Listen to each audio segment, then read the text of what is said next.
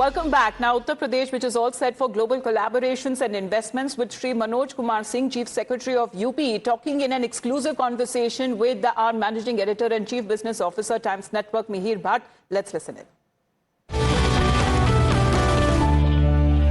स्वागत है आपका वर्ल्ड इकोनॉमिक फोरम 2025 में। हम इस समय दावोस में हैं, उत्तर प्रदेश पेविलियन में, और हमारे साथ एक बहुत ही खास मेहमान है। हमारे साथ उत्तर प्रदेश के चीफ सेक्रेटरी श्री मनोज कुमार सिंह हैं।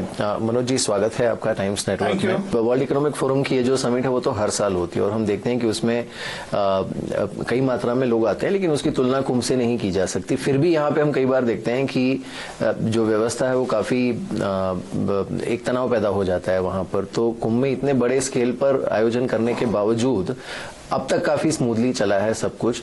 ये कैसे अचीव किया गया है? ये 2019 से ही इसकी एक नींव डालनी शुरू की थी माननीय मुख्यमंत्री जी ने। और जब इतना बड़ा गैदरिंग होता है तो सबसे इम्पोर्टेंट जो फैक्टर होता है वो सैनिटेशन का होता है। इसी से सब कुछ बनता है, बिगड़ता है।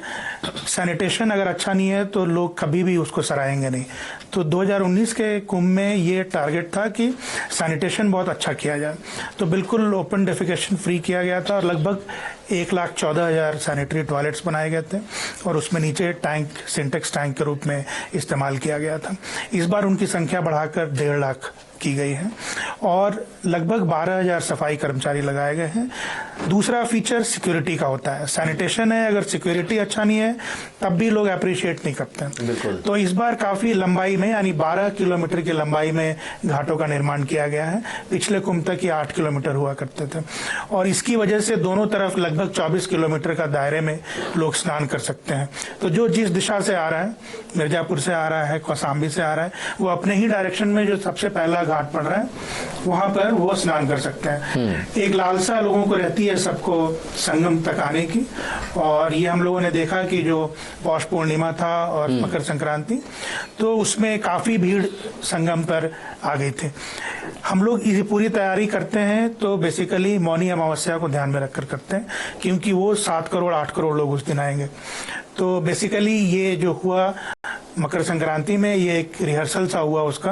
हाँ। क्योंकि पौष पूर्णिमा में जो लोग आए 13 को, वो लौटे नहीं, तो 13 और 14 दोनों मिलकर एक अच्छी खासी भीड़ हो गई, लगभग 3 करोड़ 3.5 करोड़ लोगों की।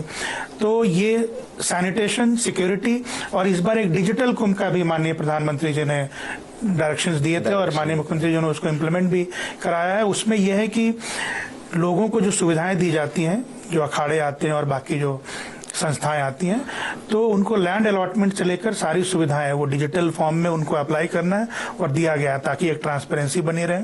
खोया पाया वो भी पूरा QR कोड की वजह से चलाया जा रहा है। मेला क्षेत्र में लगभग 3,000 कैमरे लगे हैं और 3 integrated control and command centres हैं, जहां से पुलिस और प्रशासन के लोग इसको मॉनिटर कर रहे हैं। तो इस तरह से सैनिटेशन, सिक्योरिटी और डिजिटल कुंभ इस कुंभ को बहुत ही दिव्य और भव्य बना रहा है। Well, the World Economic Forum is underway in Davos, Switzerland. We'll continue to get you the updates and more exclusive conversations. With that, we head into a short break.